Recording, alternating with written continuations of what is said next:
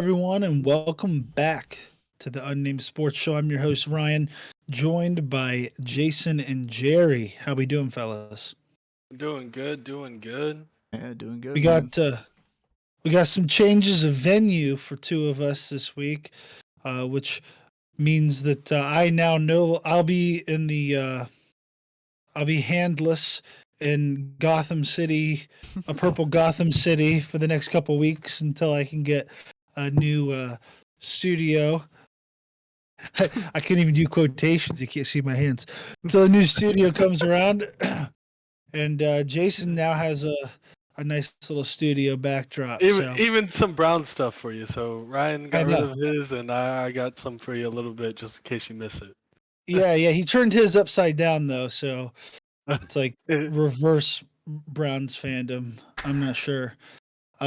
Before we get started, don't forget to like, subscribe, follow us on our social media at Unnamed Sports S. We're on Twitter or X, Instagram, and TikTok. And then you can also find us wherever you listen to your podcasts. Again, make sure to rate and leave us a review there. We thank you guys for tuning in and supporting the channel. We've been a little bit inconsistent lately as far as our timing and as far as the day of the week. We appreciate you guys dealing with that. That should be ironing itself out here as time moves forward. So, Yes, Yep, sir. absolutely. with that out of the way, we didn't get to talk about the end of the NCAA basketball. First and foremost, congratulations to Jerry, who finished first place in our bracket challenge, followed by ESPN fan 52643222646. Big fan of his work. He finished second. Then Matt third, Jimmy fourth, Pauline and Kaylee fifth and sixth. Purdue not being able to win the championship killed it for him. And then me, then Sean, Jason, LOL, Houston, LOL, Kentucky, LOL. And then the fantastic, I'm not sure who, do we know who that is? I found out he's one of our Twitter followers. I'm not sure who he is, but he is a Twitter follower. All right, I gotcha. shout out that guy. Shout out, fantastic! Thank you for following us on Twitter as well as filling out a bracket. Um, it did not go as good as I'm sure you hoped, but we still appreciate your participation. There's always So next year, man. congratulations! There's always next year. There's always Exactly. next year. Exactly. But congratulations to Jerry and UConn on winning back-to-back national championships. It was a pretty incredible game. I know, again, we're a week and a half removed from the championship game, but just a quick overview. From what you guys remember, what do you think of the game, Jerry? Since you were the champion, why don't you lead off? Also, real quick before we go, I have to say, I just got a new. Oh Put your no, hand behind it. Put your hand behind it. hand behind Oh, it. Yep. Oh, perfect. nice. A new mug my girlfriend got me. Unnamed Sports Show. So this will be my beverage container of choice for the foreseeable future. So anyway, Jerry, Nice. what'd you make of UConn's win over Purdue? That is awesome. We need to get some of those to our fans. Yeah, if Yes. she can get that made again somehow. Fans, first of all, I need one. Yeah. Yes. Um, We'll ask where she got that from so we can get the whole crew some, and then maybe we'll open a merch store. Who knows? Yeah, something on the side, something slight. Yeah. yeah. Yeah. No, but I mean, pretty decent game. It was kind of tight there for a while, but UConn kind of doing what they've done all tournament long, just pulling away, absolutely dominating on all ends of the floor. Turns out Donovan Clingan was the cure, the antidote for Zach Edey. And yeah, I mean, when Zach Edey, even though he played a pretty decent game, the rest of his team just wasn't there with him. And UConn was just all around the better team all game long. So, not surprised to see UConn and Dan Hurley go back to back. Maybe they'll be coming for that 3P. I don't know, but congrats to them, and we'll see what happens next year for them. It'll be interesting. I will disagree with you a little bit. I don't think he was the antidote to Edie. Edie still had almost 40 points. He had 37 and 10. Fair point. It was. I guess it was more let Zach Edey get his and cover the rest and of the then team. everything Yeah. exactly, Yeah. exactly, which they did a good job of. They did not double Edie hardly at all, which everyone at first was, especially at the beginning of the game, it seemed it was going to be close, it was going back and forth. But then at some point, Edie went a little bit cold. They couldn't get any threes to go, and then, as UConn has done literally to everybody, they went on like a 20-8 run, 20-6 run, and just blew the game open. And after that, it just, especially when you rely on a big man, when you're down that much and all you're getting is 2 points at a time, it's really hard to climb your way back in, especially when they do such a good job. They had that, I can't remember his name, but their best guard who was just picking up full court every time, the Purdue point guard, and just tiring him out all game. Yeah. Lockdown. So it's very impressive. UConn's defense is what impressed me the most. Like complete lock on everyone except Edie, realizing that Edie's going to get his, but other than that, like nobody else could do anything. Yeah, So no, I thought, I agree. I think honestly, both losing teams, women's and men's, kind of suffered just from the same thing. Like you were able to focus one player, and not focus one player. Maybe that one player is able to score a little bit, but the whole team around them, if they're not able to help and support, like you're not going to win the games. Right. yeah, and that's a great segue into the women's championship, which was South Carolina against Iowa, and Caitlin Clark. I mean, she didn't. I don't think she didn't have quite the performance like Edie had in the men's championship game. I thought that Caitlin Clark's first quarter was absurd. She had 18 in the first quarter, and then I think she finished with 27. So 30. She had 12. Was it 30? Yeah, rest of the Yeah. quarters. Yeah. Yeah. So she had 30, which again, to say like, oh, that's disappointing. Yeah. It wasn't disappointing. What I thought was disappointing was when you watch that game, South Carolina just slowly, just because across the board they seem to have the better players, slowly starts to take the lead. And then Clark down the stretch wasn't just taking over like I'd seen her do before. I saw her do that against Ohio State. I saw her do that against a couple people. And it's hard. I don't want to discredit South Carolina at all. They were undefeated all season for a reason. They're an incredible team. That girl they have on the inside, she is a beast. She's 6'8". Cardoso, I think. Yeah, Cardoso's 6'7". name. Yeah. 6'7", big body, great touch around the glass. Like she's a great player. Yeah, I think she got drafted second too. Like, Yeah. She got drafted second by the Chicago Sky. Yeah. And they also took Angel Reese fourth What a or crazy- fifth, I think. That's gonna be a scary What a team. crazy tempo. Yeah. Unbeatable. I mean, not unbeatable because the what are they? Iowa or the Fever. Indiana Fever Yeah. have the rookie of the year who also played at Iowa, and then Caitlin Clark now. So that's going to be a nice rivalry. Iowa. I keep saying that. Sorry. Indiana versus Chicago. I think that would be cool. But anyway, back to the game. And if you watch in the third, fourth quarter, specifically the fourth quarter, South Carolina is up, I think, 10 or 11 points. And Clark's passing up everything. Like, she's not just going, we're going to live and die by me. She would like dribble. She wasn't really getting doubled, and she'd just kind of pass it inside or pass it off. And there was a lot of missed layups, or these other people would be taking contested shots and missing. And I'm like, listen, if we're going to be shooting contested shots, just do your step back three from the logo. I don't care. Like that's still the best option that you have is you taking over the game. So I was a little frustrated by that watching it. But still hats off to South Carolina. Best. I mean, they were similar to, it was very similar to UConn in that they just were very, very good all around at every position. They were just the better team, and sometimes the better team just wins. We've talked about it before on the show. Like it just happens. Yeah, no, the guard that was on South Carolina, I mean, she was. I mean, you want Caitlyn to shoot some shots just because she's the best player on that team, but like she was just Best player in busting her down. college. Yeah. Yeah, and I remember seeing a clip because last year Caitlyn was guarding that girl, and she goes to take a 3-point shot, and she just points her and waves her off, and then she said from then on she basically just was so determined and just worked really hard this year, and it paid off. Yeah. Yeah. I mean, again, they're Caitlin Clark's the best player in women's college basketball, and one of the most influential player this year in college basketball in general, and was able to lead. I'm sorry, I'm getting some technical issues. I'm getting some echo. I apologize.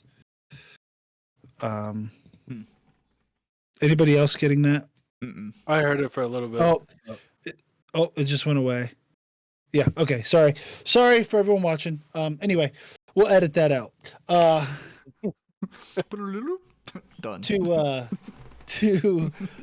To finish the point, I think Caitlin Clark was still really good in that championship game. I think I just wish she would have tried to just take the game over at the end and just, the team lived and died by her, and I wish they would have ended the season living and dying by her shot. So anyway, that's about all I got on that. Good season of college basketball, Great season of college basketball. men's and women's. So Yeah. awesome. And if I'm not mistaken, the Indiana Fever have already sold out season tickets. So Yeah, And jerseys. and jerseys. and I think Caitlin Clark is getting like a 8-figure shoe deal with Nike, I believe. So Sounds about right. yeah. Which, speaking Sounds of that, about right. her salary being like less than 80,000 for the year is absurd. I mean, what are they gonna do? I trust me, I they know make that's just negative how it is. 10 But mil. Yeah. I've heard about this several times. They're like, and obviously there's a massive disparity between what women's basketball gets paid versus men's basketball, but nobody goes to these games. Now, I think that'll change. Exactly. I think as people like Caitlin Clark and Angel Reese and these stars that can draw an audience come in, I think you'll start to see the salaries start to skyrocket as people start to actually watch the WNBA. More TV deal. It's really the TV deals. I mean, that's what it'll be. Yeah. They can sell at the stadiums if they can get TV deals and get people to tune in. I mean, the women's national championship, or no, I'm sorry, the women's semifinal game had more viewers than like some Ohio State games this year, which is Absurd. If you would have said that last year, people would have said you're crazy. Like, it's absurd. And it's awesome. It's great for the sport. So that's awesome. Women's basketball. It's on the map. It's on the map. It's great. Anyway, so that wraps up our any last thoughts on college basketball before we move on to the main talking point of our show? See you next March. Yeah. See you next March. Exactly. I say the main talking point of our show. We actually got something before that. But before we move on to other basketball news, the NBA playoffs start this weekend. Actually, technically, the play-ins started 2 days ago. The first game was it the Lakers? Yep. Lakers Pelicans. Yep, which was so for those that don't know, the NBA for the last 3 years, 2 years, 3 years. This is the third year of it? This is the second year. No, third year. This is the third year. It started the COVID year. No, you're right. So this is the third year. Sorry. So for the third year in a row, they have what's called the play-in game. So it used to be the top 8 teams in the Eastern and Western Conference would then go into a 16-team playoff, 8 teams on each side that would play until best of 7 series in each round until you get to the NBA Finals. And then that would be between the winner of the East and winner of the West. And again, another 7-game series to determine the NBA champion. Now they have included a play-in game, which starts between the 7 and 8 seed in the Eastern and Western Conference. The winner of that game secures the 7 seed. Now the loser of that game will then go on to play for the 8 seed against the winner of the 9 and 10 seed playing. So late in the Western Conference, the Lakers were the 7 seed and the Pelicans were the 7 seed and the Lakers were the 8 seed. Is that right? Yep. Yeah. They played. Lakers won, so Lakers now secure the 7 seed. The Pelicans then wait to see who wins between Golden State and the Kings. The Kings dog walked Golden State, so now it'll be the Pelicans versus the Kings for the 8 seed. And then on the Eastern side, it was the 76ers in the 7 seed against the 8 seed Miami Heat. No, yes, Yep. Miami Heat. The 76ers won by 1 point. So the Heat now will play the Chicago Bulls, who beat the Atlanta Hawks, who were the 9 and 10 seed. And so that game, both of those games will be on Friday to determine who that 8 seed will be. So did I miss anything there? I kind of got that, right? No, you got everything. Cool. Do you have the bracket for the graphic? I do not have the bracket, but I have each matchup. So All right. we can go through it So- one by one. Yeah, let's go through it. So, well, each matchup like as its own graphic, Yes. or like what? like starting with the Celtics versus whoever they're gonna play, and then Okay. Yeah. Gotcha. So go ahead and click that so I can see what it looks like. Okay. Yeah. Got it. Okay. Yeah. So the Heat and the Bulls. Ooh, there you go. You can kind of start to see the. yeah, I couldn't Graphic crop showing it it. out for some reason, so just deal with it. All good. All good. It works. It works. So the Celtics with the number 1 seed in the Eastern Conference and the best record in the NBA and the odds-on favorite to win the championship this year. And they're the 1 seed. They'll play the winner of Miami versus Chicago, who will pull in that 8 seed. What do you guys think, first of all, about the Miami Heat Chicago Bulls matchup? Who do you think comes away with that win? I said no Jimmy Butler. Is that right for the? Yeah, they just ruled him out today, and Terry Rozier will be out as well. However, They the both play for the Bulls- Heat. Yeah, For those that don't know. yep. And then the Bulls are gonna be without Caruso, I believe. I think he got hurt in their game against the Hawks. So both sides dealing with injuries. I mean, it's just kind of that point in the season where everybody's got injuries, so it's next man up. But I think the Heat's injuries are much more significant. But man, it's gonna be tough for the Bulls to deal with Bam Adebayo and Tyler Hero. They are just two absolute monsters. Tyler Hero can kind of score at will. Adebayo's that rock in the center that you need both defensively, and he's able to get inside, grab those offensive boards, and kick it out if he needs to, or just put it back up. So I think it's going to be a good game. I think the Heat come away with it, despite the injuries to Jimmy Butler and Terry Rozier. I don't know how long they're out for, if they're considered out for the series against the Celtics. If they do advance, we'll have to wait and see on that. I will say. Sorry. Oh, go ahead, Jason. No, Jason, go ahead. Jimmy, I think, is a possible ACL tear. So. Ooh. Oh, MCL. one of the he's two. fine. He'll be back. that's tough because if there's two lower seeded teams that you don't want to play right now, it's the Heat and the 76ers just because of Joel Embiid and Jimmy Butler. Jimmy Butler is just, I mean, he took them to the finals not too long ago. Was the last 2 years ago? Is that Yep. right? Yeah. 2 years ago. 2 years ago as a 7 seed, right? Wasn't it 7 seed or I think they were They- last. Oh wait, they because were- 8 seed? They were the 8 seed, yeah. 8 seed, yeah. He took them as an 8 seed just because he's a ball. And now they have their team's better than it was even then. Wait, So that, this definitely- that was last year. I think. was that last year? They played the Nuggets. No. Oh, yeah. Yeah, because they beat the Bucks in the first round. Yes. Yeah. That was last year. Yeah. Yeah. They beat them in, Yeah. in 5 games, I think. They beat the Bucks in 5 games in the first round, 8 versus 1 seed. Just insane. So yeah, I would not want to go play the Miami Heat at any point, but especially right now. They looked really good against the 76ers too. I didn't watch the game live, but I went back and rewatched it. And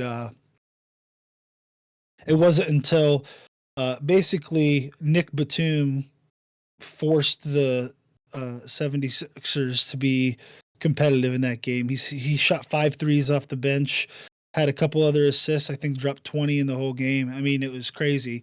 But like Jimmy Butler had 5 or 6 steals that game. They were leading for a really good portion of it. It was a really good game, but at the end of the day, 76ers won. But without Jimmy Butler, I don't know.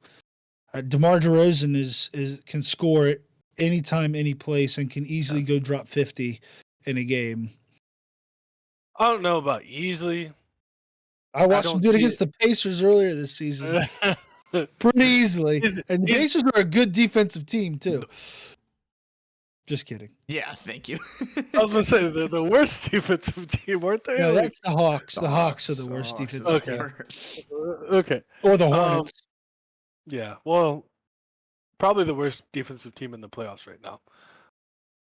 But what I was trying to say is I don't think what saved the Bulls last game is Kobe White scoring 40 plus points, and I don't know if you're gonna get another performance like that. And like Jerry said, even without Jimmy Butler, Tyler Hero, and Bam Adebayo, and that team has played without Jimmy Butler a lot this year. So it's like they already know the style of basketball that they want to play. I don't think they can beat that. And even Duncan Robinson has been playing a lot better this year than past last year.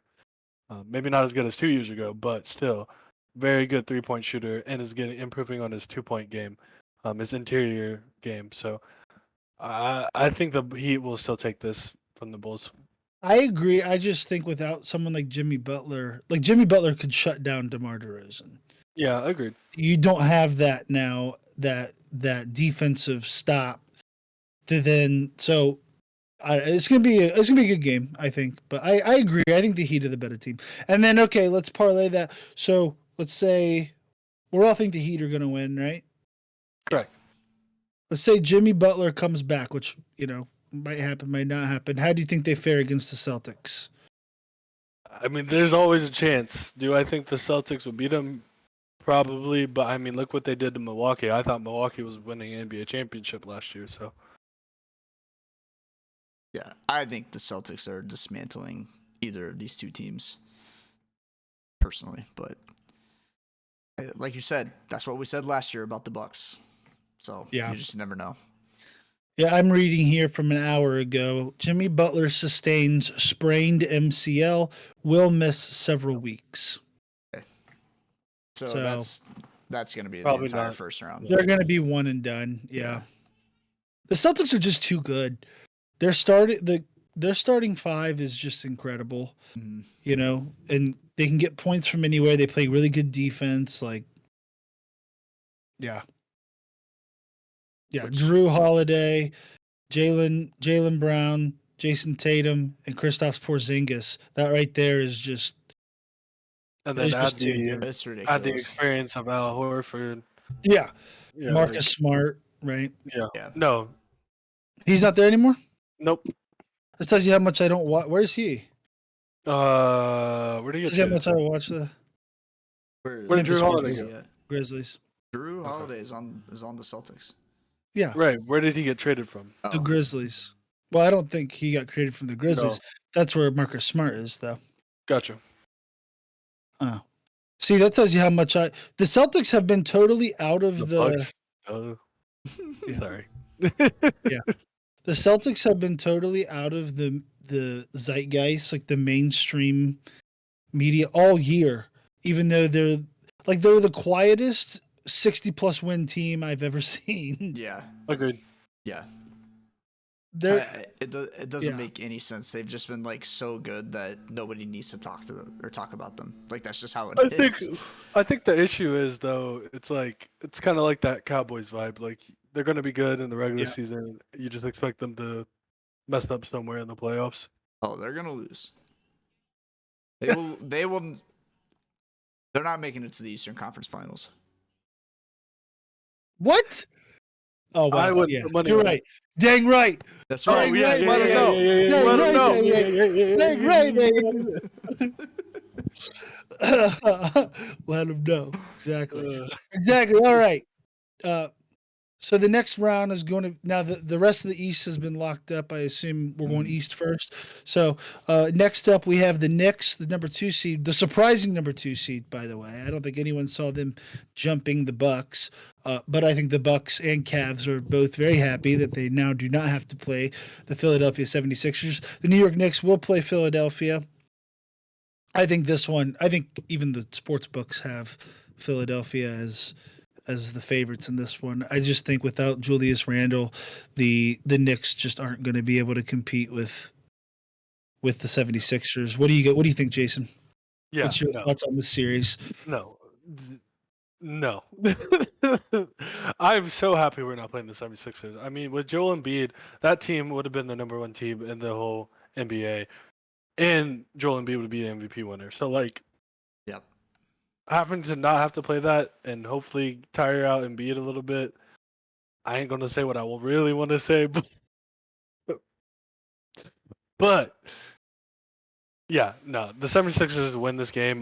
There's no center on that team can handle Joel Embiid. I mean, I don't think there's really a center in the league that can, let alone even slow him down. I don't think there's a player on that team for that. So, um, yeah, no, it's the 76ers.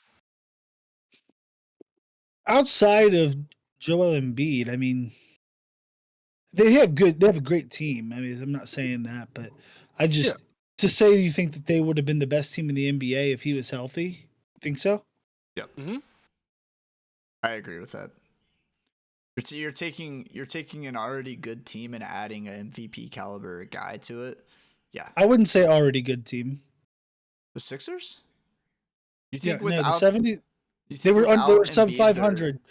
They were sub 500 without Embiid. That's why they're an 8 seed. Now they were 31-8 with him as a starter. Yeah. So that's fantastic. That is about same win percentage as the Celtics. That's right at the same number. That would have been 62-16. So and they finished 64-18. So Yeah. it's right. That's about the. That's I'm just saying as a contrarian to that thought Mm-hmm. to say they would have been the clear cut best team in the NBA. I think the Celtics might have something to say about that, as well as, I mean, they were great with him there. Don't get me wrong; they're right in line with that 1-2 seed in the Eastern Conference. But uh, without Joel Embiid, they wouldn't be in the playoffs. Yeah. No, I agree. I think that's how well Joel Embiid is playing. Like Yeah, yeah, averaging 34, 11 or 12, I yeah, think, yeah, and 6, like yeah, or 5. Absurd. yeah. It's Crazy. absurd. This is his. Yeah, if he would have played a full season, he would have for sure been the MVP. He is playing unreal in the games that he plays in this year. Absolutely. Um, so yeah, I think 76ers run away. I don't think it'll be a sweep, but I think it'll be a 4-2 series Mhm. Yeah. probably. Yeah, I mean Jalen Brunson's going to do his hardest, and he's Yeah. been playing lights out as well. But And again, if they had Julius Randle, I think it's definitely a better better, matchup, right? Yeah. but Yeah, they I mean don't. So Julius Randle's not that big, but he's strong and can at least slow him down, slow and make him run too. And yeah, and while make Joel him Embiid guard is him on the other end. Yeah. exactly. So yeah, I think Sixers run away with this one. Next matchup, we have the 3 seed Bucks against the 6 seed Pacers. Uh, this is an interesting matchup. This would be an intriguing. This might go to 7, 6 or 7 for sure. Yeah. Jerry, who do you think? Who do you have on the edge of this one in this If matchup? if the Bucks had Giannis to start the series, I think we're talking 5 or 6 games for the Bucks. Without Giannis, it becomes a totally different story because the Pacers had a super hot start to the year. They got to the finals and the what's it called, the midseason tournament against the Lakers. Yep. So they kind of fell off a little bit, but not enough to where you're like, oh, the Pacers are crap now, like they suck. No, they are still a good team. They are still the highest, if not one of the highest scoring teams in the league. They've put up 150 points how many times this year? because Tyrese Halliburton can just drop 20 and 20 at will, basically. Like if he Yeah, wants and to, they he played the will. Hawks a lot. Yeah, well, it helps pad your stats a little bit, but I think it's gonna be a pretty good series. I do like the Bucks still. I do agree with you. It's gonna be a little tighter, maybe 6, maybe 7. But I got to give the Bucks the edge in this one. Playoff game is sometimes just too much for teams to handle. When did Giannis come back? Yeah, that's what I was about to ask too. I do not know the answer to that. And Well, I let me look. apologize if you hear a lawnmower outside. They're like mowing the grass at 7:30 at my apartment complex. What a Gotta time! love it. Gotta love it. All right. Giannis to miss 2 to 4 weeks. Oh shit. Ooh. Oh Crap. Sorry. Boo. Bleep it out. Bleep it out.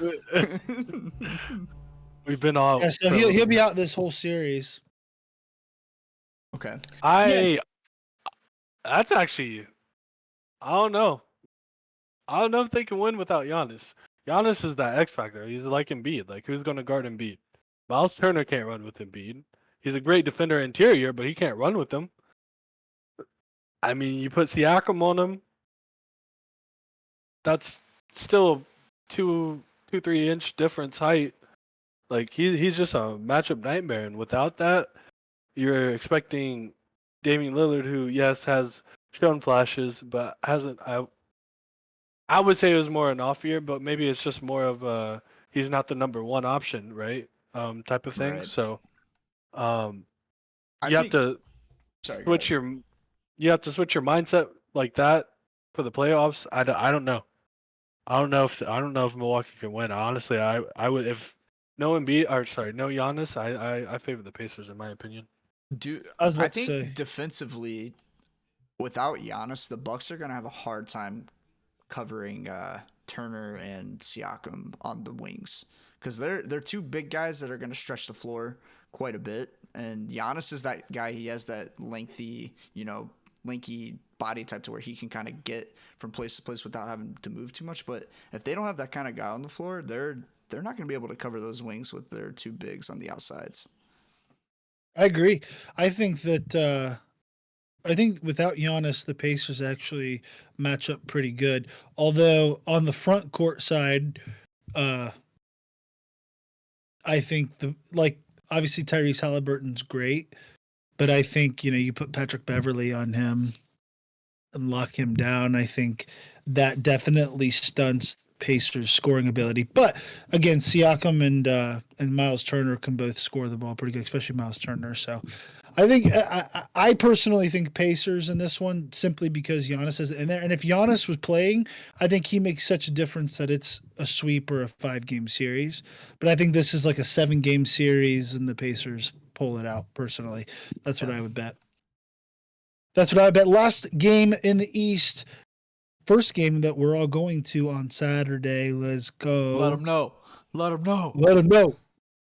I'm going to put myself on the Jumbotron too. It's my 28th birthday. So Let's go. we're gonna put me up there.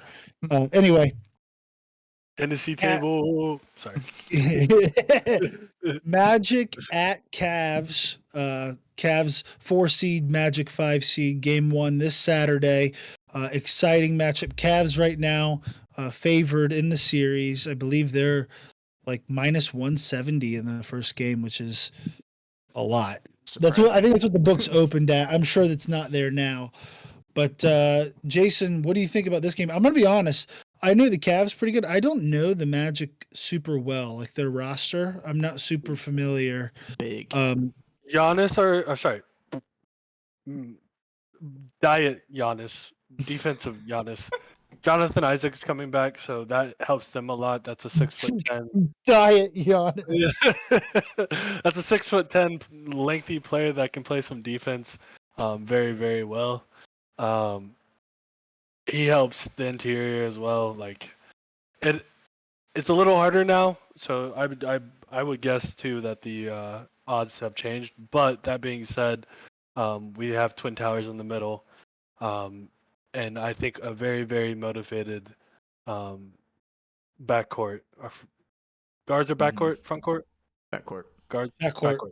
a very, very motivated backcourt because honestly, the whole team needs to be motivated because if we don't make it far in the playoffs, someone said they're probably going to leave. So, I do believe this will be a Cavs in probably 6, though. Again, the Magic are pretty good on defense, and Banchero is a stud. Honestly, that's just it. Does Isaac start? He didn't. Okay. Well, I actually want to say he did start I think towards he the does. middle. When he was healthy, fully healthy, yes, he starts. I'm pretty sure. Okay. Yeah, the Magic have Interesting. 5 guys Yeah, who get consistent minutes that are over 6'10". Like, Yeah. like they're just a big team. They're huge. that doesn't. Actually, we match up pretty solid to that, and I'm pretty sure we've beat the Magic. I don't know. I'm gonna look it up right I now. think all Cavs but one time. Magic this season. I believe we've beat them mostly all I think season. all but Yeah. one time, yeah. Okay. Yeah, I think we actually match up pretty good, like you said. Twin Towers, Jarrett Allen, and Evan Mobley on the inside. The Cavs' biggest problem is our consistency. We are utterly inconsistent this entire season. We dealt with injuries, but even after the All-Star break, once Donovan Mitchell came back, we had our starting 5 and it did not look good. And then we had that really good game a couple weeks ago against the second to last game. Dude, Pacers. we beat the Pacers. Pacers. Yes. Yeah. Yes. Me and Great Tristan game was against the there. Pacers. Yeah. Oh yeah, that's right. And Yeah. we finished the game strong. There's Darius Garland hit that step back 3 that pretty much iced the game, like in his Dagger. veins. And then we turn around and tank, which I get, but still frustrating. The last game of the season we lost to the Hornets, who are atrocious. Yeah. Simply because we were running 4 power forwards and and 1 guard. JB Not to even a goat. guard. Not even a guard. A It's forward. he's a wing, the small A forward wing. player. Yeah. Yeah, like they took what's his name? Max Strus. Thank you, Struess. I was saying Cruz and then Struck. Okay. Struess had a triple double, and he was literally our primary point guard because our backup point guard got hurt. So it was like Craig, they took Craig him Porter out. got hurt? Yeah, Craig Porter got hurt. Yeah, that's not good That because he's kind of been playing sucks. lights out. Yeah, he's been really good. But I mean, it's not as bad when you have all 3 players, all 3 guards, and they literally sat Garland, Mitchell. Well, yeah, Mitchell. I was thinking of Levine, right? Levert. Jesus, my brain. I'm here. Don't worry. I need a coffee. But they sat all 3 of those guards. So I mean, those are 3 ball handlers right there. Then the backup point guard gets hurt, and then Struess is the primary guard, and then they take him out because we're up by like what 6, 8-ish points, 6, 8-ish points, and then we have 4 like backup forward/centers in the game. 2 of which had just got pulled up from the D League. One being Mobley's brother. So like he honestly, next year I want to see more of him play because that duo combo that they were having for a little bit there, great. But Damian Jones plays like maybe a minute, max 5 minutes, once every 15 games, and then I'm trying to remember who the other person was. We've had 2 of their family members. Lance. Pete Nance. Yeah, Pete Nance. And he was in there. So 3 G Leaguers pulled up. Like, I don't know. It just Love it. Me initially, I was like, "What are we doing?" I was angry, and then I thought about it. I was like, who are we dodging? Because we could have been at 2, right? If we won that game, we would have been at 2. No. No, the Knicks It would have won. been at 3. 3. Okay. but we weren't sure at the time. So had the Right. Knicks lost And they and were tied with the losing. Bulls. Yeah. Or losing They to were the losing Bulls, when yeah. the when Nets, the game the ended. Nets. Was it the Yeah. Nets? Yes, it was Brooklyn. Yes. Yeah, so we would have been the 2 seed and we would be playing the 76ers right now. So I'm glad we're not doing that. But it still is a bad look Yeah. when you tank. And honestly, we match up really well with the Pacers. So Yeah, the I Magic were the second team I didn't want to play. I would have much rather I played the don't mind playing the Pacers. Magic. I don't mind playing the Ah, Magic. they're pretty good, dude. They're good. They're really good. Oh, Can someone before we have a comment from Matt. Magic are top 5 in defense and then top 25 on offense. top 25 out of 32, so 30. Yeah.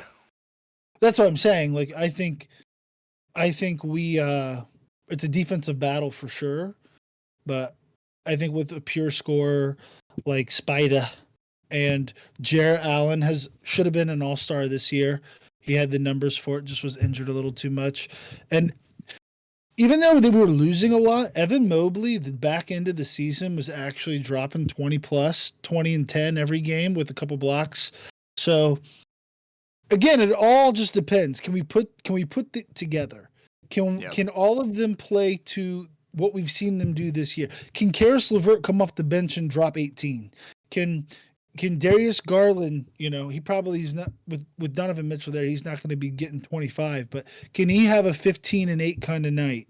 Can Mitchell go up for 30 and Allen go for 20 and 10? Like, if this sort of stuff, if we can get these sorts of splits from these guys, that's how we win this game. But it's just since the All-Star break, we have been the most inconsistent team in all of the NBA. Yep. So speaking of real quick, touch on this and then we'll move on. I apologize, guys.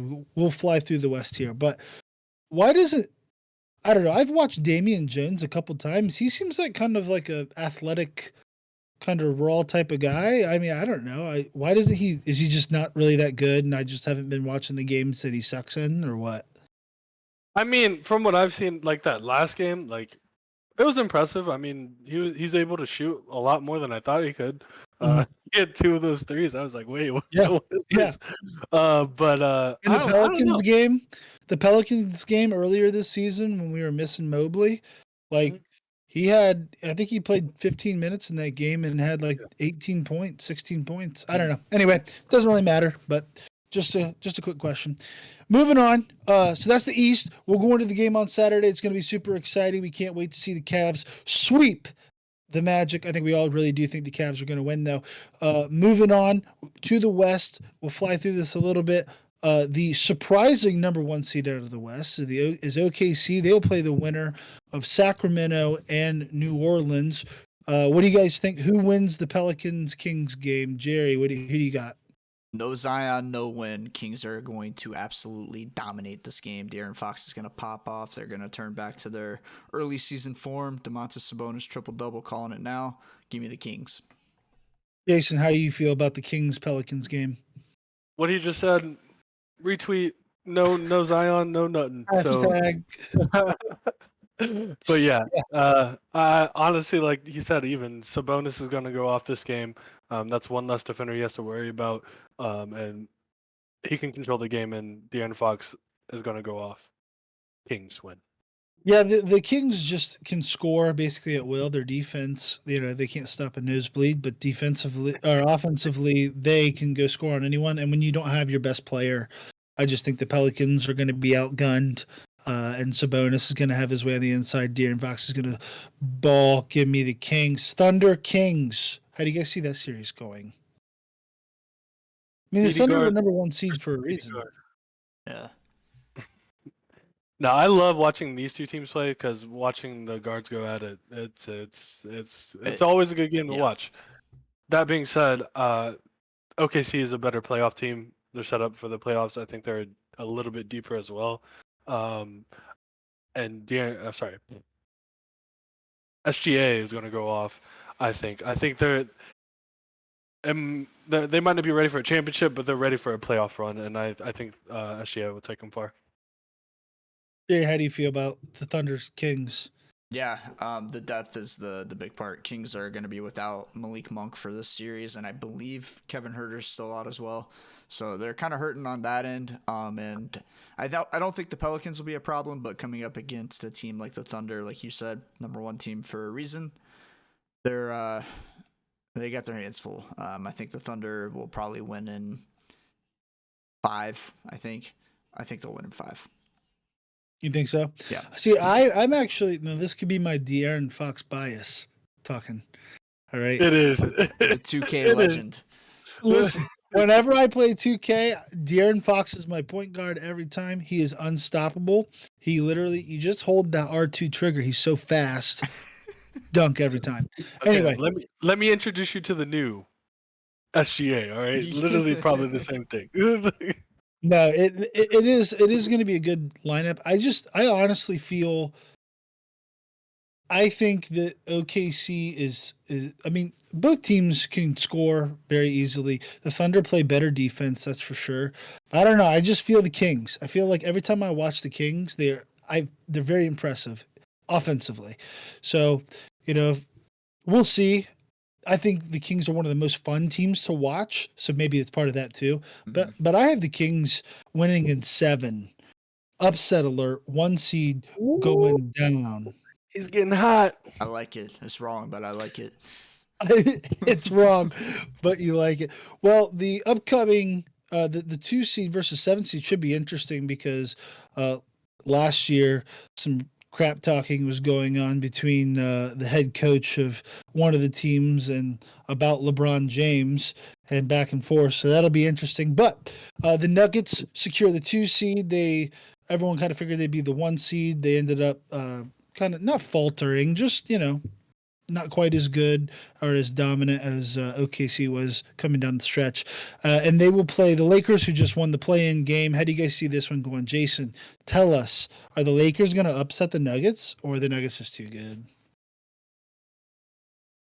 The king has returned. Okay. The king has returned. Listen. Here's what Listen, we've seen from the Lakers as of late. We have seen a explosive play out of players that are not just named Anthony Davis and LeBron James. I believe Russell is going to have a good playoff, and I believe Roy Hachimaru is going to have a really good playoff.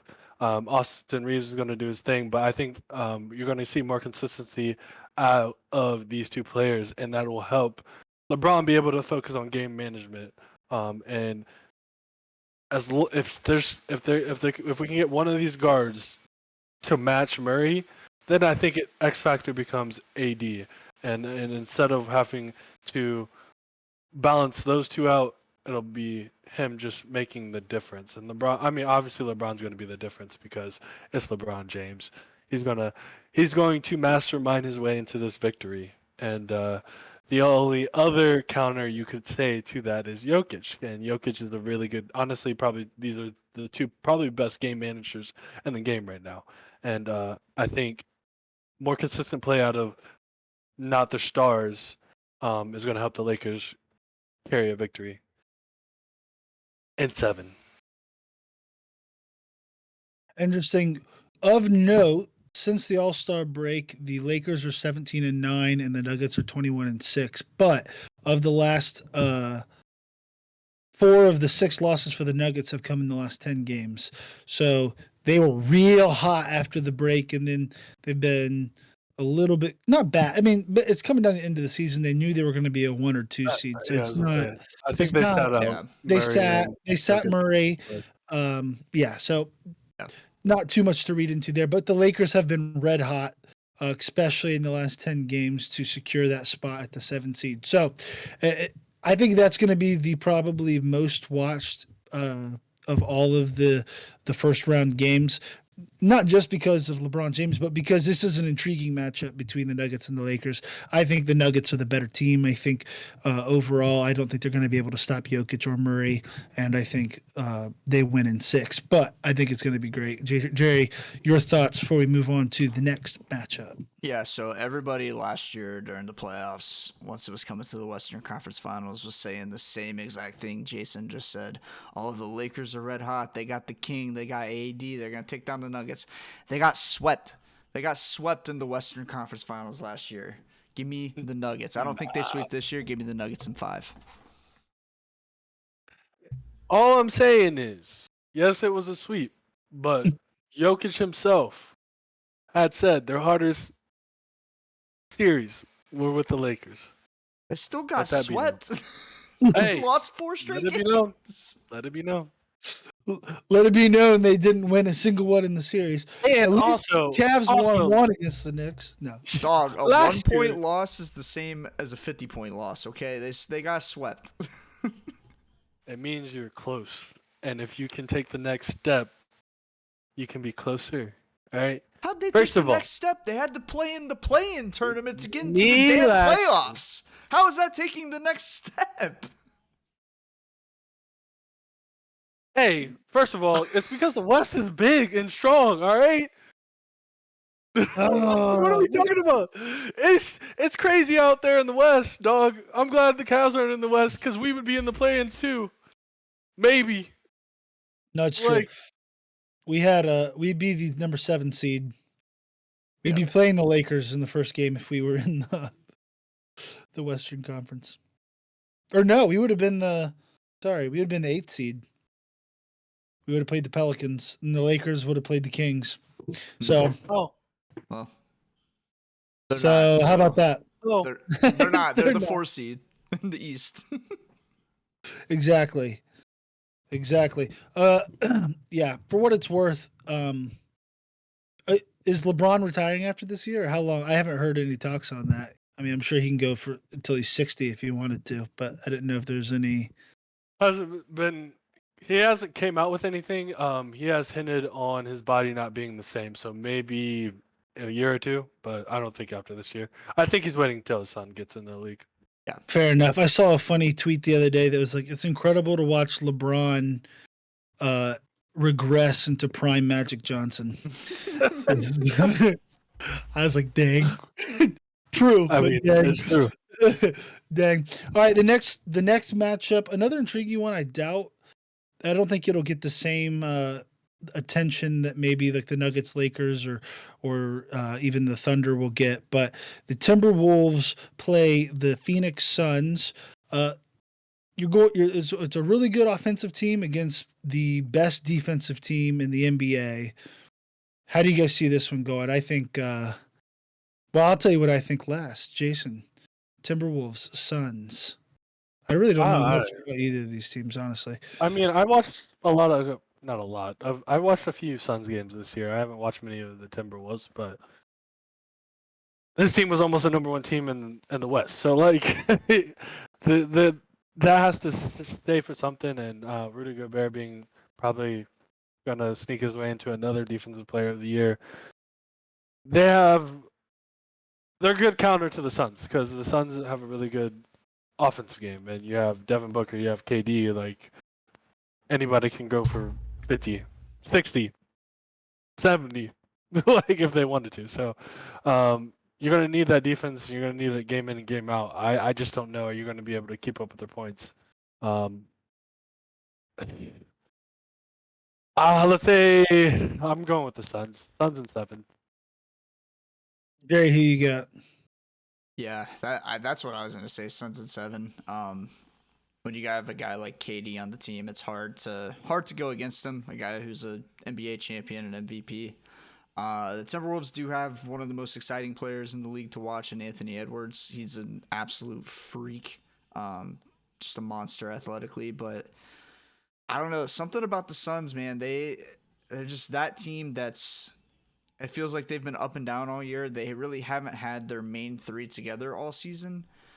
Is Bradley Beal going to be back for the playoffs? Is he back? I believe so. I think so. So I think if you get all 3 of those guys on the court together, they can do some dangerous things. And yeah, he's back. Yeah. So I'm thinking he's back. I'm thinking he's back. Yeah, give me the Suns. I agree with Jason. Give me the Suns in 7. Yeah, I'm with the Timberwolves on this. You know, kind of maybe for the opposite, like the same kind of feeling how I feel about the Kings. I feel the same way about the Timberwolves. For the reverse, I think being the best, they're far and away the best defensive team too. It's not like, by 1 or 2 points. Like, no, but they are the best defensive team, one of the best rebounding teams. And again, they have Anthony Edwards, who can literally just jump over you to score points. He's an athletic freak.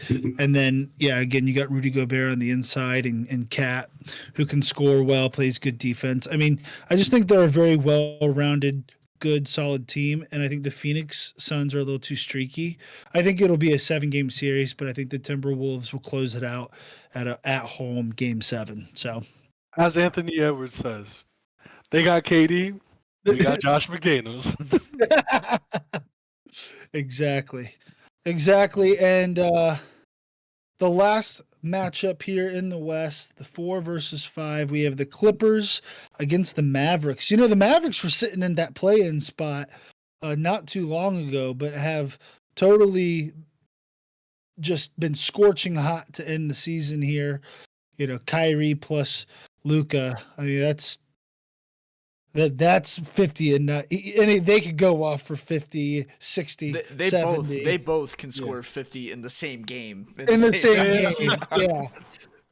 I saw LeBron and Kyrie do it. Both drop 40 some points in a game that they lost, by the way. But anyway, against a very good Clippers team. So how do you see this one, Jerry? Clippers, Mavericks. Yeah, for me, this is, in my opinion, the most exciting series. I think the Mavericks and the Clippers are two of the most exciting teams to watch. Clippers, obviously, Paul George, Kawhi Leonard, James Harden. Just three guys that can – they're all very similar players. They can kind of do all the same things. James Harden's more of that ball-handling kind of guy, but Paul George and Kawhi, very similar player.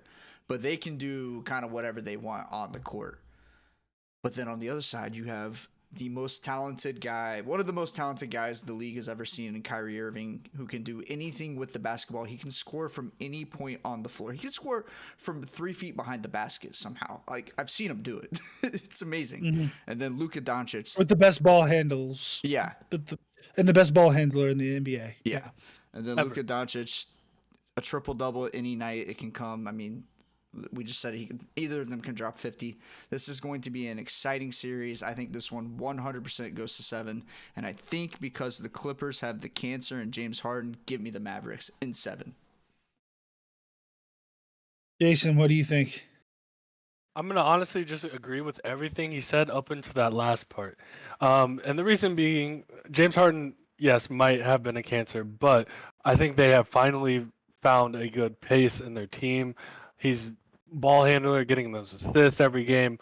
Even Russell Westbrook coming off the bench, like, I think they have it figured out finally how to handle all those egos. Let's just be honest. I think they have figured out how to handle all those egos, and I have the Clippers in 7.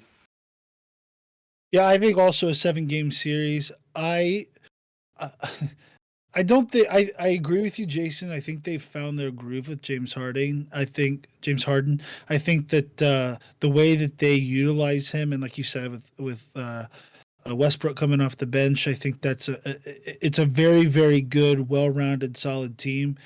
But I think Dallas is just too hot right now. They're too good. They are unbelievable to watch. Watching Luka pump fake and do a underhanded layup from 3 is just absurd. And him laughing about it as he's running back on defense. And then for Kyrie to get a quick steal behind the back pass alley-oop, it's just like they are too good, I think, at the 2 best positions. I think Kawhi and Paul George obviously are superstars, but I think they're aging superstars. I think Kyrie's not super young anymore, but Luka is really young. I just think Dallas is the better offensive team, and I think they win. But it'll be great. I can't wait to watch it. And maybe I'm proven wrong. We'll see. That wraps up NBA talk. That's the most we've ever talked about the NBA on this show. That was like 30 minutes of full NBA. Congrats, us.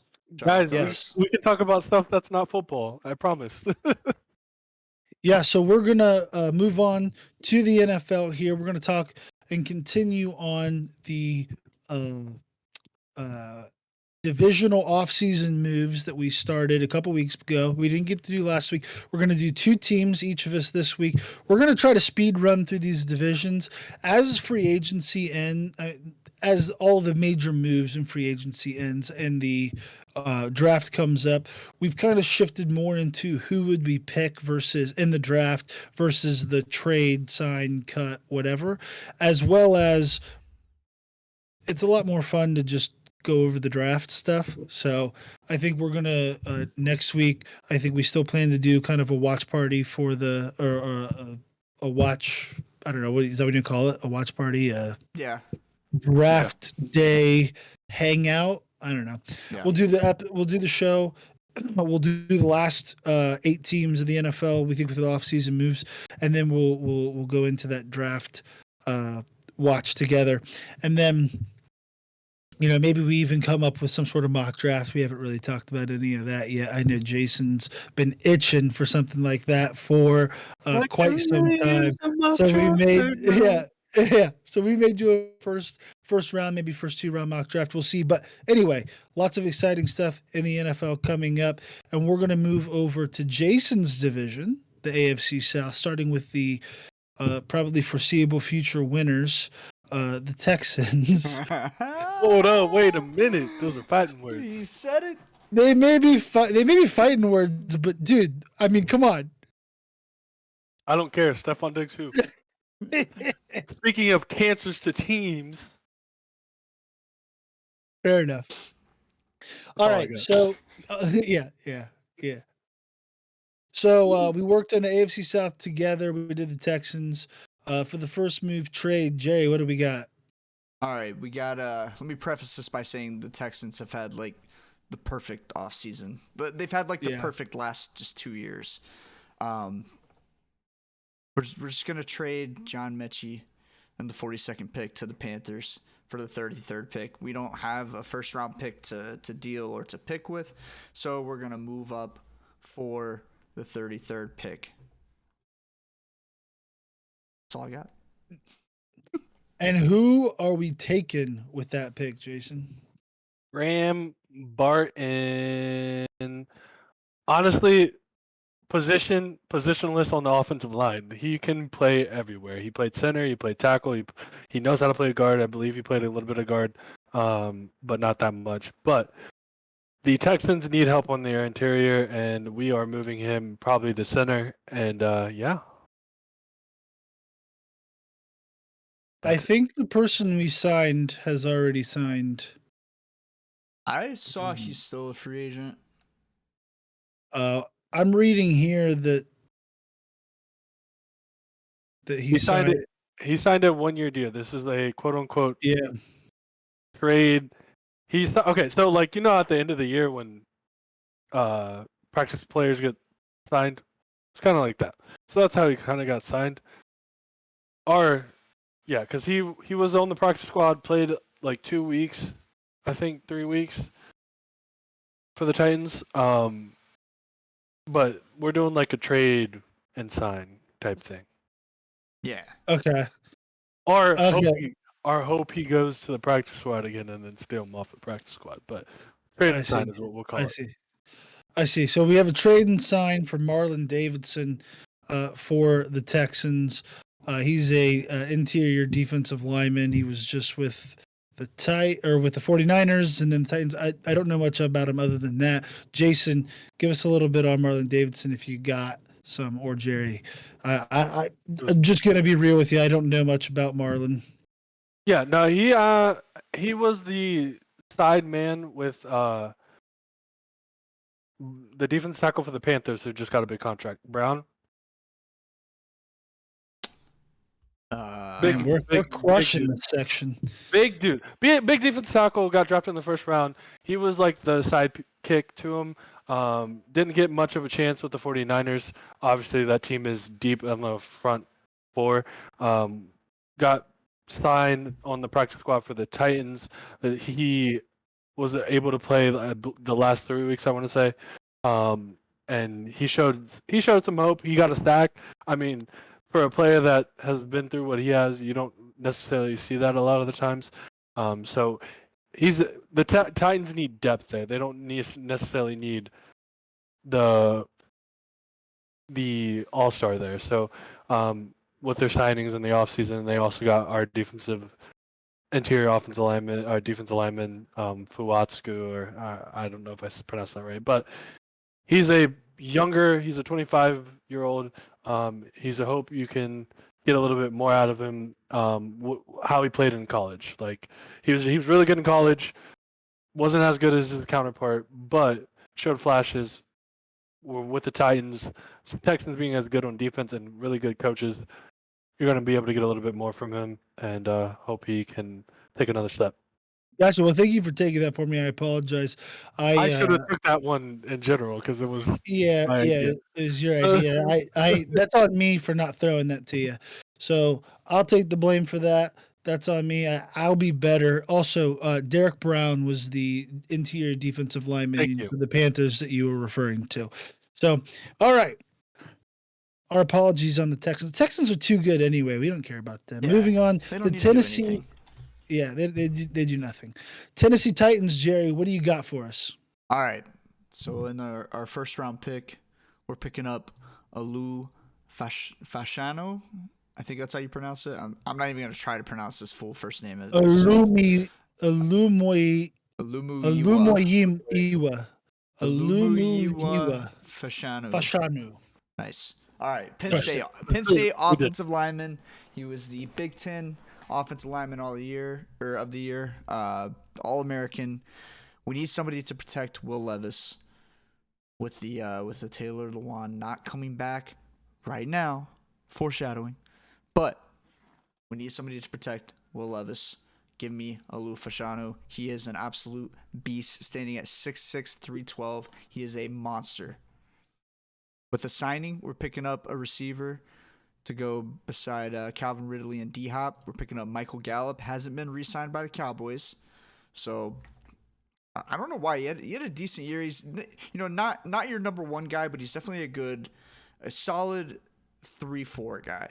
You need somebody who can fill in if He's one a of them solid goes down. 2. Yeah, I give him a 3. He's a solid 2. On this team, he's going to be a 3. So Right. I agree. But we need a guy who can step in if one of those two guys goes down. And if you say he's a 2, he can step in, no problem. So we need a third guy for Will Levis to throw to. We need some offensive firepower. We're taking Michael Gallup. And with our last signing, we're bringing back Taylor Lewan, another offensive tackle, another guy to protect Will Levis. He's been on the team. I believe he was drafted by the team. He's been there ever since his whole career. He went down, I believe he went down last year with a knee injury, maybe even the year before that. He's had some injury problems.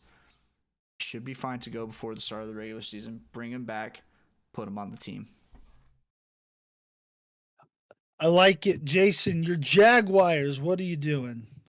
What's the next step for you guys? Well, all right. With our That's what you said, didn't it? Sorry. shut it. Sorry, shut it. All right. With our pick in the first round of the NFL draft, the Jacksonville Jaguars select Quinyon Mitchell, cornerback out of Toledo. So the reason being is because the Texans are a bunch of and got Stephon Diggs.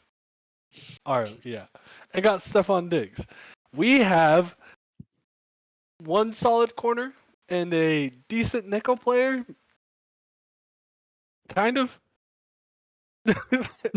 And we need a corner help because the three wide receivers for the Texans and honestly the 2 wide receivers for the Titans and the Colts have one good receiver working on the others, but we need help there. So we are going to make sure we get a very big and athletic corner who has shown with the Senior Bowl and the Combine that he can play. He can definitely play. So we're going to secure our spot there. For our signing, bring back Saxonville, baby. I need more depth and give me Calais Campbell. And you get Calais Campbell and Armstead and you put those 2 side by side, 6'8", 6'7", 300, 200 pounds. 40 years old.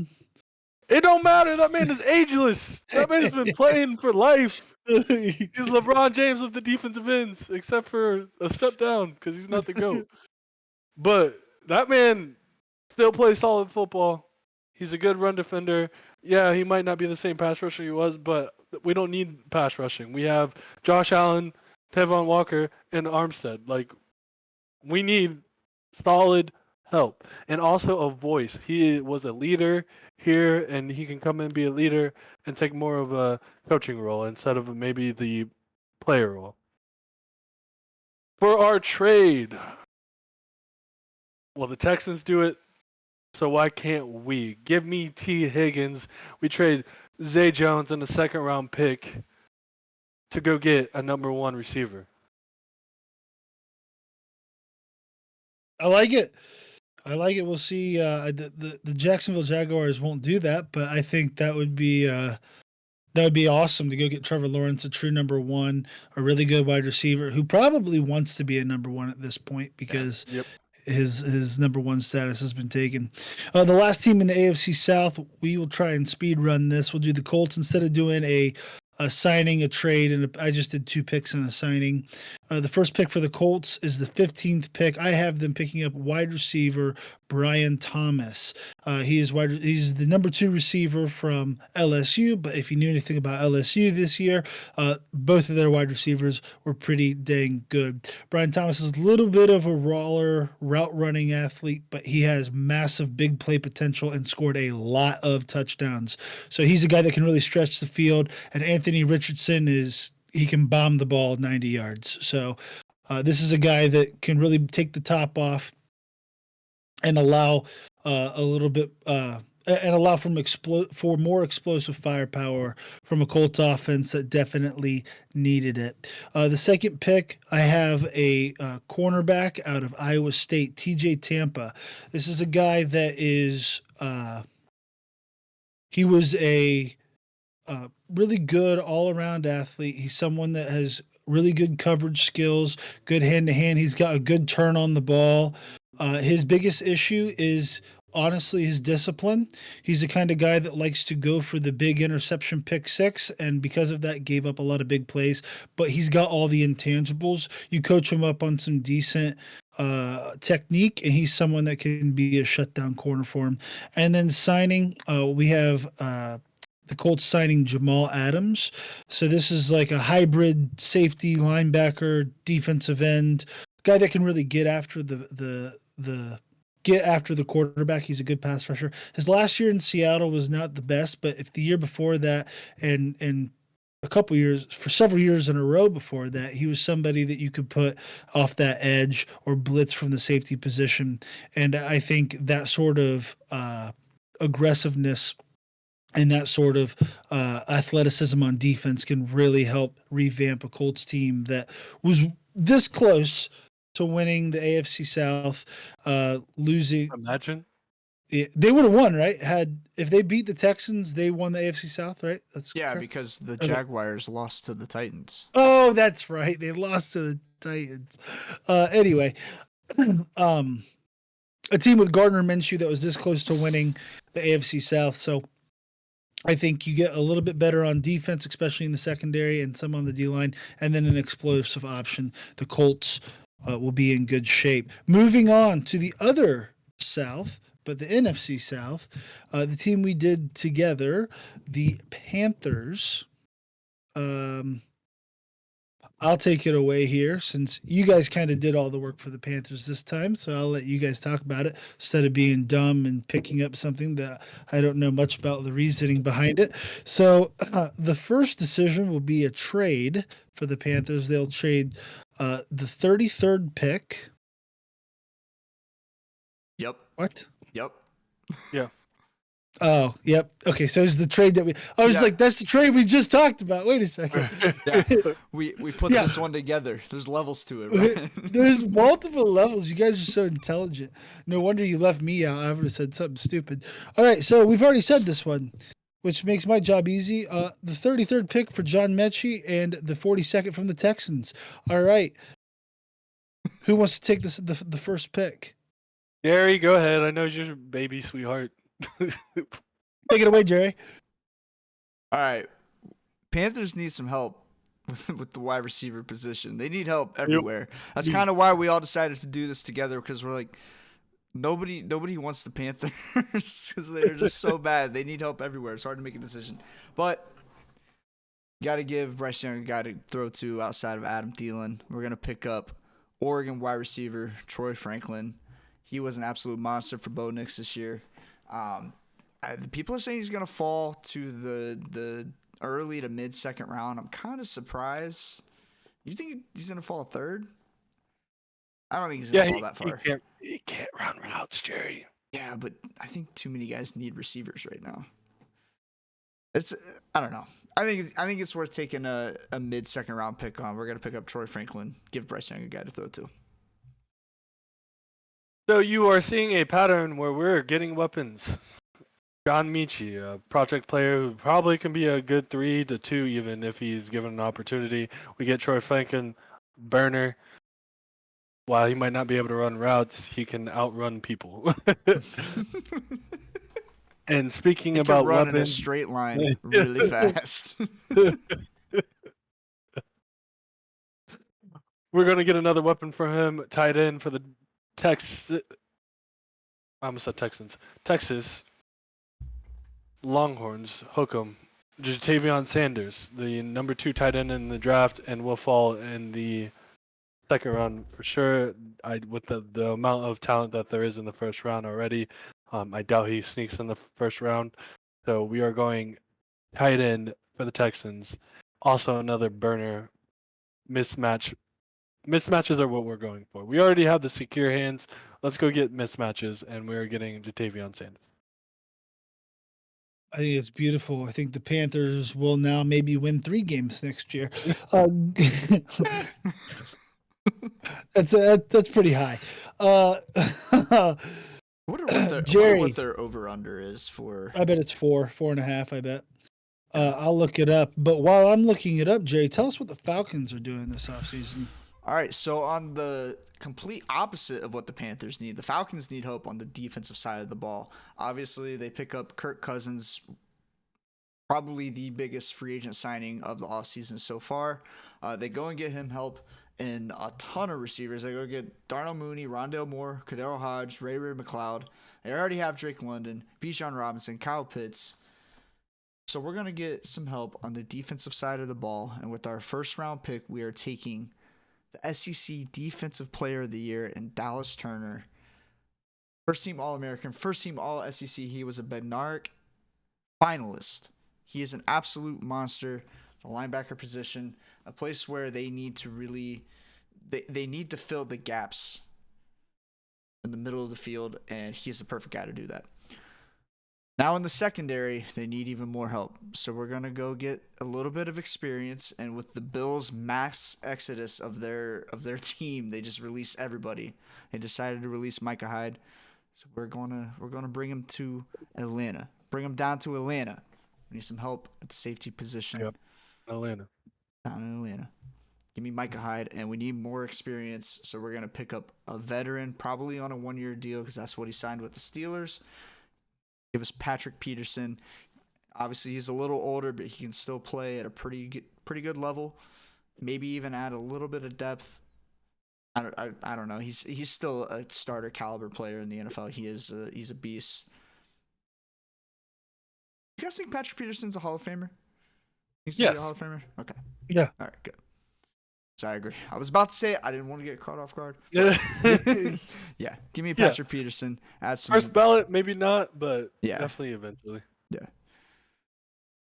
But yeah, give me Patrick Peterson, some veteran experience on the defensive side of the ball. Falcons, I'm sticking with my post Super Bowl from last year pick. Falcons in the Super Bowl this year. Oh, all right. Moving down to the Bayou. What are the Saints doing, Jason? The Saints are making a trade. Can someone do it for me? I suck at that. The trade sound. Is it? Thank you. That was pretty good. Thank you. Yeah, that was actually really good. I'm glad I had that. Okay. They're making Oh, a wait, trade. or is it? What is it? Oh, no, that's no, I think the draft that's sound. the pick no, stand. that's the the pick sound. stand. Yeah, the pick stand. Yeah. Yeah. Okay. Sorry. Go Okay. ahead. The Saints are making a trade with the Titans to move up to 7. They are trading their first round pick this year and next year's second round pick to move up. And they are going to get offensive lineman from Notre Dame, Joe Alt. The Joe Mama. The Saints have lost a couple players on the offensive line. They shore up a important position at the tackle spot and go get Joe Alt, who has been probably the most dominant offensive lineman out of this draft class in his college career. First day starter, future Hall of Famer, Joe Alt. All right. He's gonna have a good career, Look, huh? Pretty future he Hall of doesn't- Famer. The Notre Dame people know how to do it. I'm sorry. I'm gonna put it out here because when we go back 20 years and we see it, I'm like, I said that. All right, I said that. All right, DJ Chark. We are going to go sign. We need another receiver. We don't need a starting. We don't need a 1. We don't need a 2. We need a number 3, and preferably an outside player that comes in and then that 3 wide. So, DJ Chark, while is he good? No. Is he doable? Absolutely. Jeez. Hey, I'm speaking from experience Yeah, over he's here, like- dog. I'm keeping it a buck 100. The worst wide receiving core last year was, Panthers. and was he number 1 on that team? No. No. Was he number 2 on that team? Was he? No. 3? Was he No. 3? He was 3. Let's go get a number 3. Let's go get a number 6 for most other teams. Well, that takes us to the last team in the division. The probably biggest surprise of the 2023 season, the Tampa Bay Buccaneers, who have re-signed Baker Mayfield, re-signed Mike Evans, re-signed Antoine Winfield, and have pretty much put together a pretty good roster going forward. They still need some help at a couple key positions. And the very first pick, the 26th pick in the draft. Can't hear it. You can't hear it? No. No. Let's try it. I felt Put like it closer. an idiot now. If you're listening to this on Spotify, you're probably like, "What the hell are these guys doing?" Put the top part of your phone right on the mic.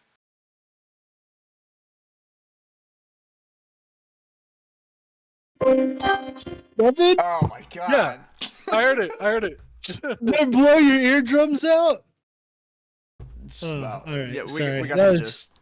That was embarrassing. Thank you. All right. Hey, Never I again. appreciate That might be it. the cringiest moment on our show. Sorry, guys. All right. Well, the first pick, 26th pick, we're taking defensive end / outside linebacker, whatever you call it, edge rusher, Chop Robinson from the Nittany Lions, Penn State. Guy's a true athlete. He's somebody that, similar to Trayvon Walker being the number 1 pick in the draft. What was that? 2 years ago? This is somebody with 3 years ago. This is somebody with Right. true, with the intangibles. He didn't quite have the production you would be looking for, especially in a Big Ten conference. That, you know, if you would have been able to show out, you would have been a definite top 10 pick. But he is truly unbelievably athletic. He ran a 4.48 at the combine, which is absurd. So this is somebody that definitely can come in and make an impact, especially with Shaq Barrett leaving.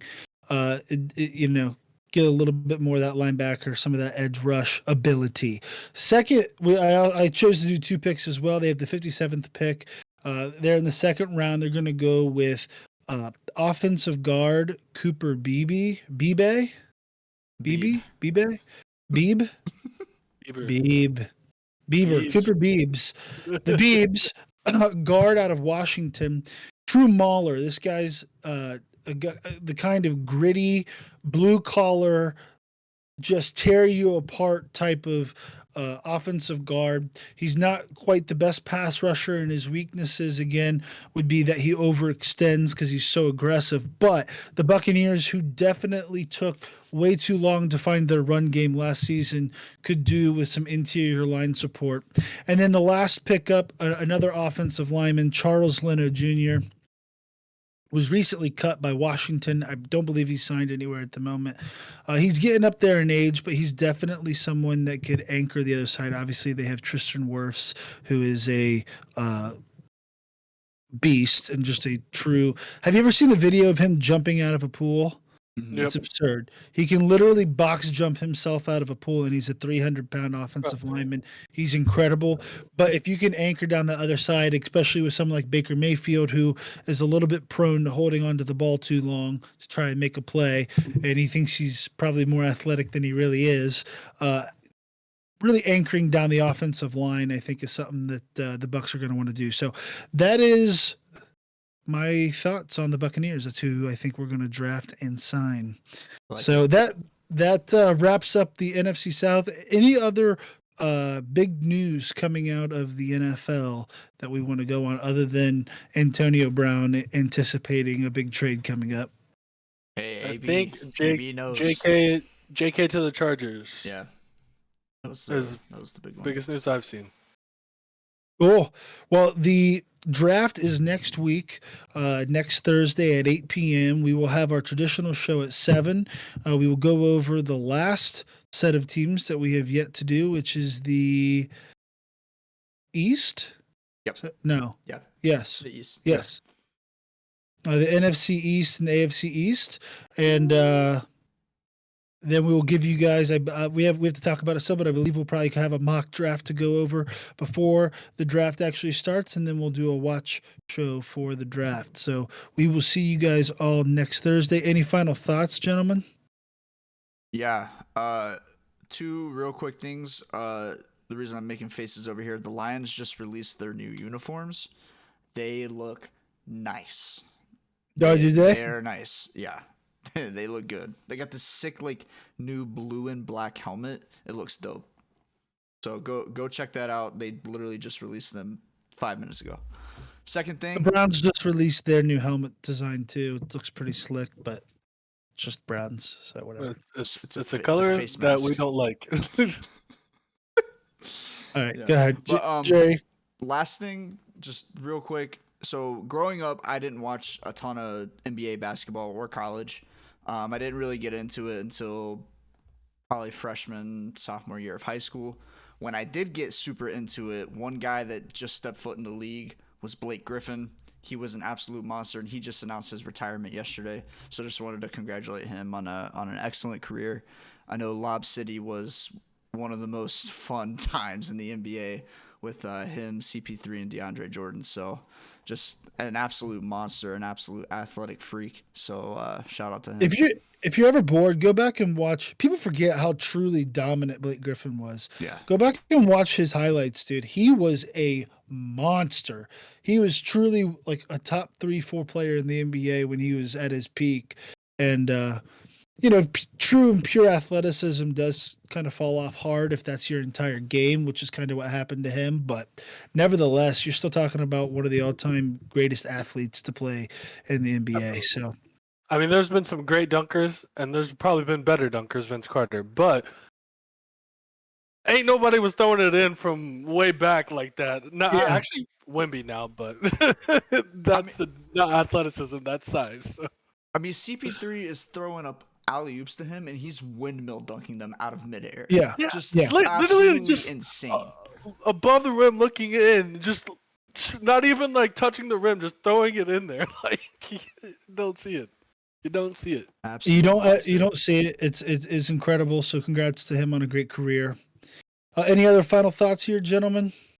All right, we thank you guys for joining us again. We're moving the show to Thursdays now. That kind of fits all of our schedules a little bit better. I think moving forward, we're going to be a lot more consistent. But we really appreciate everyone showing up. And again, don't forget to like, subscribe, follow us on our social media at Unnamed Sports S. You can find us on TikTok, Instagram, and X.